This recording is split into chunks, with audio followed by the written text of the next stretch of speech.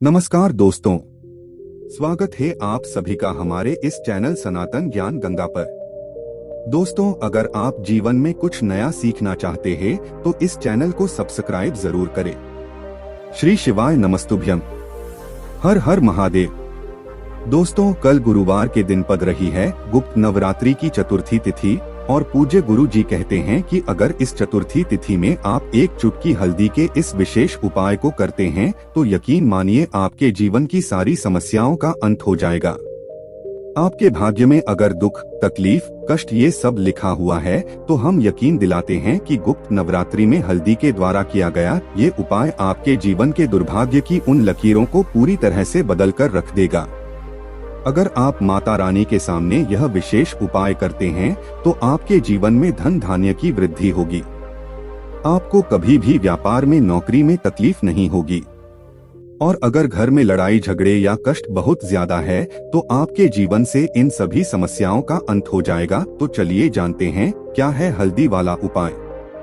लेकिन उससे पहले प्रार्थना, अगर आप चैनल पर नए हैं तो कृपया चैनल को सब्सक्राइब अवश्य कर लें।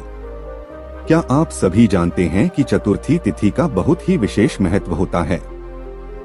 लेकिन चतुर्थी तिथि अगर गुप्त नवरात्रि में गुरुवार के दिन पड़ती है तो इस तिथि का महत्व और अधिक बढ़ जाता है। चलिए बात करते हैं गुरु जी द्वारा बताए गए पहले खास उपाय के बारे में। देखिए, इस उपाय के लिए सबसे पहले आपको एक स्टील के लोटे में जल भर लेना है और इसमें थोड़ा सा कच्चा दूध मिला लेना है। आप चाहें तो आधा चम्मच या एक चम्मच जितना भी दूध आपके पास उपलब्ध हो वो दूध आप इस एक लोटा जल मिला लें। लेकिन आपको ध्यान रखना है कि लोटा आप स्टील का ही लेंगे और इसमें आप दूध कच्चा ही मिलाएंगे। फिर इसके बाद आपको लेना है एक चुटकी हल्दी। एक चुटकी, 2 चुटकियां, जितनी भी आप हल्दी ले पाएं उतनी आपको शुद्ध पिसी हुई हल्दी ले लेनी है। अब ये सारी सामग्री लेकर पहुंच जाना है आपको अपने घर पर माता तुलसी के पौधे के सामने। माता तुलसी का पौधा के सामने पहुंचकर सबसे पहले आप यह हल्दी इस एक लोटा जल में से डाल लीजिए और उसके बाद एक लोटा जल माता तुलसी में समर्पित करते जाइए और लगातार ओम नमो भगवते वासुदेवाय मंत्र का स्मरण करते जाइए। गुरुवार का दिन भगवान विष्णु का दिन है और नवरात्रि में हम माता तुलसी की पूजा कर रहे हैं, इसलिए हमें भगवान विष्णु की कृपा प्राप्त करने के लिए, माता रानी की कृपा प्राप्त करने के लिए ये उपाय जरूर करना चाहिए। देखिए, जल समर्पित करते समय आप ओम नमो भगवते वासुदेवाय मंत्र का स्मरण कर लेंगे और ये पूरा एक लोटा जल तुलसी माता के पौधे में समर्पित कर देंगे। उसके बाद वहीं पौधे के सामने बैठकर आपके जीवन में जो तकलीफ है, जो दुख है उसका स्मरण करते हुए, उसको माता रानी से दूर करने की प्रार्थना करते हुए फिर आप वापस आ जाएंगे। देखें, इस उपाय के लिए पूज्य गुरु जी ने कहा कि ये आपको सूर्यास्त के पहले उपाय कर लेना है और सूर्यास्त के बाद आपको एक छोटा सा और कार्य करना है। देखिए, शाम को सूर्यास्त के बाद आपको एक मिट्टी का दीपक ले लेना है या फिर अपने घर पर आटा मारकर उसका एक दीपक तैयार कर लेना है। इन दोनों में से कोई भी एक दीपक आप ले सकते हैं। इसमें आप शुद्ध देसी घी का इस्तेमाल करेंगे और इसमें आप मौली के धागे की बत्ती का इस्तेमाल करेंगे। मौली का धागा यानी जिसे हम कलावा कहते हैं, वह कलावा जिसे हम लोग हाथ में बांधने के लिए इस्तेमाल करते हैं, उसी कलावा की यानी उसी मौली के धागे की हम लोग इसमें बत्ती लगा देंगे। अब ये दीपक आपको माता तुलसी रानी के पौधे के नीचे प्रज्वलित कर देना है और ओम महालक्ष्मी नमः या ओम नमो भगवते वासुदेवाय, इन दोनों में से किसी भी एक मंत्र का कम से कम 11 या 21 बार या 51 बार या फिर 108 बार, जितना भी आपके पास समय हो उतनी बार आप इस मंत्र का स्मरण कर लीजिए, यानी इस मंत्र का जाप कर लीजिए और तुलसी माता के पौधे के नीचे दीपक प्रज्वलित करके रख दीजिए। फिर तुलसी माता के पौधे की मिट्टी लेकर आपको आ जाना है। थोड़ी सी एक चुटकी मिट्टी आप तुलसी माता के पौधे के नीचे से ले आइए और उसे एक कांच के गिलास में डाल लीजिए। एक कांच के गिलास में पूरा जल भर लीजिए और उस जल में यह मिट्टी एक चुटकी डाल लीजिए और थोड़ी सी शुद्ध हल्दी डाल लीजिए आप ये जल में। अब अच्छी तरह से घोलने के बाद यह जल आपको अपने पूरे घर में छिड़काव करना है। इस जल का आप पूरे घर में छिड़काव करेंगे। कोई व्यक्ति अगर बीमार है, किसी व्यक्ति को अगर कोई भारी रोग है, तो उसके शरीर में भी छिड़काव करेंगे। घर के हर एक कोने में छिड़काव करेंगे।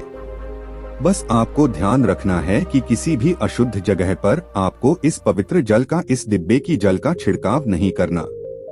बाकी आप पूरे घर के एक एक कोने में जल का छिड़काव कर देंगे। ये जल आपके जीवन से धन धान्य की समस्या को दूर करेगा। आपके घर में जो दरिद्रता, जो वास्तुदोष, जो पितृ दोष की वजह से संकट चल रहे हैं, जो कष्ट चल रहा है, जो विघ्न चल रहे हैं, उनको समाप्त करेगा। और उसी व्यक्ति को अगर कोई भारी बीमारी हो गई है, कोई भारी रोग हो गया है, और उस व्यक्ति के ऊपर अगर हम इस पवित्र जल का छिड़काव करते हैं, तो उसकी बीमारी में भी उसको आराम मिलना शुरू होता है।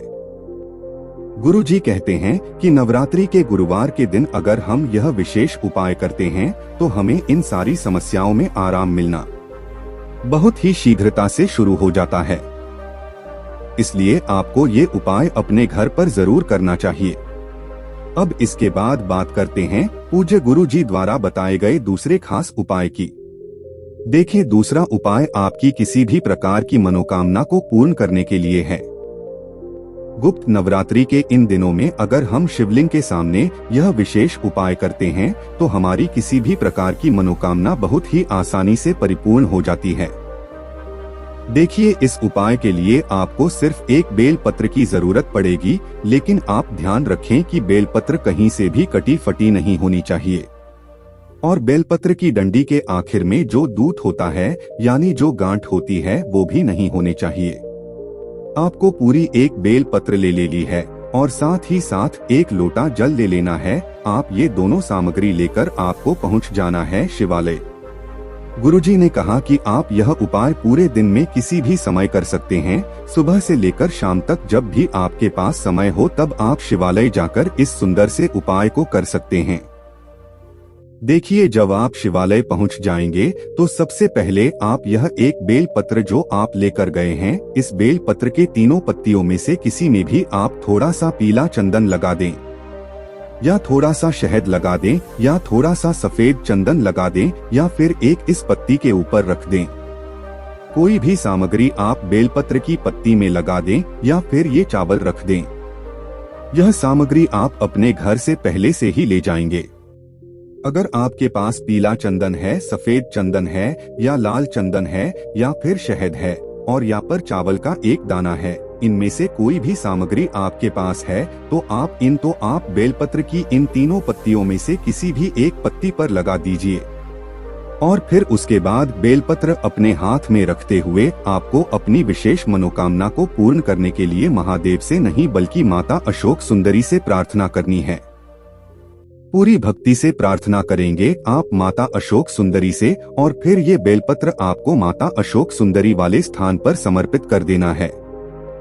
बेलपत्र की जो चिकनी तरफ वाला हिस्सा है, यानी जिस हिस्से में आपने शहद या लाल चंदन या पीला चंदन या सफेद चंदन लगाया है, वह वाला हिस्सा माता अशोक सुंदरी वाले स्थान पर स्पर्श करेगा। अगर आपको माता सुंदरी वाले स्थान के बारे में जानकारी नहीं है, तो हम आपको बता दें कि जलाधारी के बीच में जो मोटी उठी हुई लाइन होती है, जहां पर कहीं कहीं शिवलिंग में सांप की आकृति बनी होती है, इसी स्थान को माता सुंदरी का स्थान कहते हैं। और यहीं पर आपको बेलपत्र रख देनी है। लेकिन आपको ध्यान रखना है कि बेलपत्र के डंडी का हिस्सा जलाधारी की तरफ रहेगा। इसके बाद एक लोटा जल जो आप लेकर आए हैं, उसमें से थोड़ा जल आप इसी बेलपत्र के ऊपर थोड़ा सा समर्पित कर दीजिए, और फिर बचा हुआ पूरा जल शिवलिंग के ऊपर समर्पित करते जाइए और श्री शिवाय नमस्तुभ्यम मंत्र का स्मरण करते जाइए। गुरुजी ने कहा कि नवरात्रि के अंतिम दिनों में अगर हम ये उपाय करते हैं, तो हमारी विशेष मनोकामना बहुत ही जल्द परिपूर्ण होती है। तो दोस्तों, ये थे पूज्य गुरु द्वारा बताए गए तो बहुत ही खास उपाय। दोस्तों, आज के लिए बस इतना ही। मिलते हैं एक और ज्ञानवर्धक वीडियो के साथ। धन्यवाद।